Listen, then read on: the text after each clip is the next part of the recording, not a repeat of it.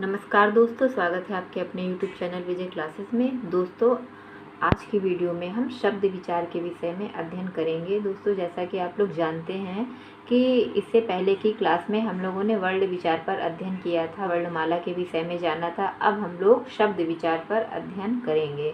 दोस्तों, जैसा कि आप जानते हैं कि किसी भी भाषा का निर्माण वर्णों, शब्दों और वाक्यों से होता है, इसलिए वाक्य के भी यही 3 भेद माने जाते हैं और इन तीनों भेदों को 3 विभाग के रूप में रखा गया है, जो कि है पहला वर्ण विभाग, दूसरा है आपका शब्द विभाग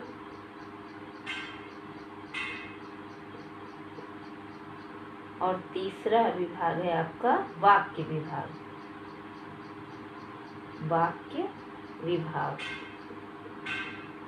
दोस्तों, जैसा कि आप वर्ण विभाग का अध्ययन कर चुके हैं, वर्णों के विषय में आप जान चुके हैं, इसके लिए आप मेरी पिछली वीडियो को देख सकते हैं। इसके और दूसरा है आपका शब्द विभाग, जो अब हम प्रारंभ करने वाले हैं। ये शब्द विभाग प्रारंभ करने वाले हैं। किसी भी भाषा का निर्माण वर्णों, शब्दों, वाक्यों से होता है, इसलिए व्याकरण के भी यही 3 भेद हैं। इन्हीं तीनों के अंतर्गत संपूर्ण व्याकरण का अध्ययन होता है।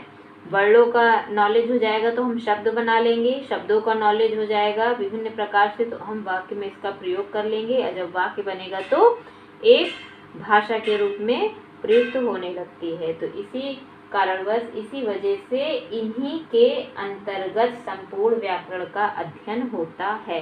तो ये मैंने आपको मोटे तौर पे बता दिया। अब हम लोग शब्द विचार के विषय में अध्ययन करेंगे, जानेंगे कि शब्द किसे कहते हैं, शब्द कैसे बनता है। तो चलिए दोस्तों, प्रारंभ करते हैं शब्द विचार के। अब हम लोग जानेंगे शब्द की परिभाषा कि शब्द किसे कहेंगे। वर्णों के मेल से बने सार्थक एवं स्वतंत्र वर्ण समूह को शब्द कहते हैं। कैसे बने? वर्णों के मेल से बने। वर्णों के मेल से यानी अलग अलग वर्णों के मेल से बने सार्थक, सार्थक यानी जिसका अर्थ निकल रहा हो, एवं स्वतंत्र, जो स्वतंत्र भी हो, ऐसे वर्ण समूह को शब्द कहते हैं। अब जैसे मैं यहाँ पर कुछ शब्द लिख रही हूँ, पवन, कमल, पवन। पवन जैसे नाम से सिद्ध हो रहा है, पवन यानी कि हवा, वायु या तो किसी व्यक्ति विशेष का नाम। कमल, कमल यानी कमल का पुष्प। माइंड में एक पिक्चर बन जाती कमल की, पुष्प की, और कमल किसी का नाम भी हो सकता है। तो ये क्या प्रकट कर रहा है? अर्थ प्रकट कर रहा है दोनों। अगर मैं इसको दूसरे तरीके से लिखती हूँ तो देखिए दोस्तों, वपन, वनप, नकल,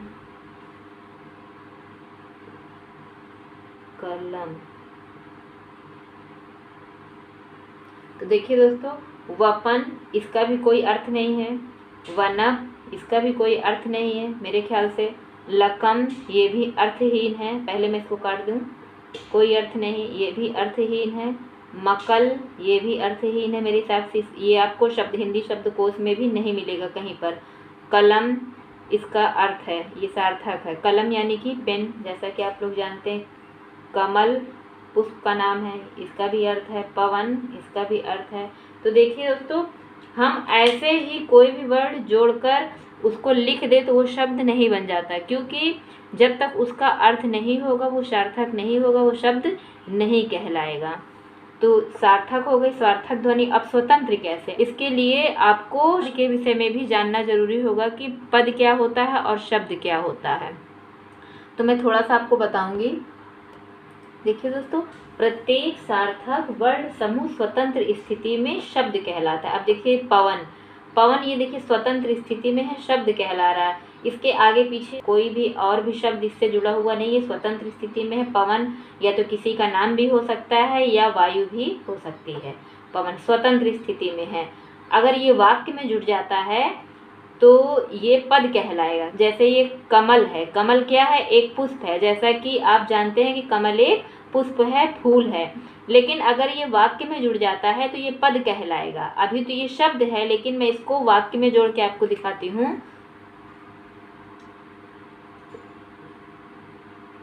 कमल, एक फूल है। तो देखिए कमल एक फूल है, क्या बता रहा है कि कमल क्या है, एक फूल है। वाक्य में जब कमल शब्द आया तो ये क्या बन गया, पद बन गया। ये भी पद है, ये भी पद है, ये भी पद है, ये भी पद है। फूल है, कौन सा फूल है, कमल का फूल है। कितने फूल है, एक फूल है।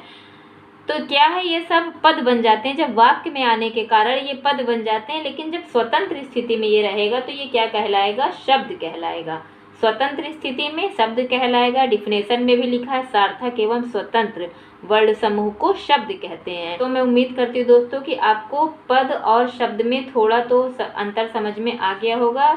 अगर आपको अच्छे से समझना हो तो प्लीज़ कमेंट करके मुझे ज़रूर बताइएगा, मैं नेक्स्ट वीडियो में आपको समझाऊंगी। देखिए दोस्तों, शब्द और पद, प्रत्येक सार्थक वर्ण समूह स्वतंत्र स्थिति में शब्द कहलाता है। कैसी, स्वतंत्र स्थिति में क्या कहलाता है, शब्द कहलाता है। ये स्वतंत्र स्थिति है।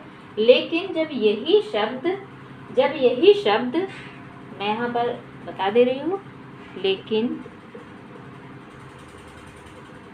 जब यही शब्द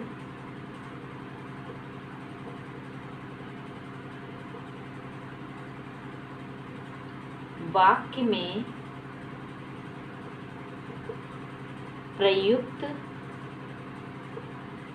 होकर व्याकरण के नियमों में बंध जाता है तो वह पद कहलाता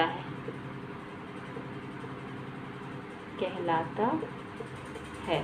अब आपको समझ में आ रहा होगा कि शब्द किसे कहते हैं और पद किसे कहते हैं। ये भी थोड़ा सा जान लीजिए, क्योंकि शब्द के विषय में जानने से पहले पद को भी जानना अति आवश्यक है। क्योंकि देखिए इसमें सार्थक और स्वतंत्र, जब तक आप स्वतंत्र का मतलब नहीं समझेंगे तब तक आपको शब्द समझ में नहीं आएगा। स्वतंत्र क्यों कहा गया, क्योंकि पद में आने के बाद वही शब्द बंध जाता है, नियमों में बंध जाता है। दोस्तों, आपको वीडियो अच्छी लगी हो तो प्लीज़ लाइक शेयर सब्सक्राइब जरूर कीजिएगा। धन्यवाद।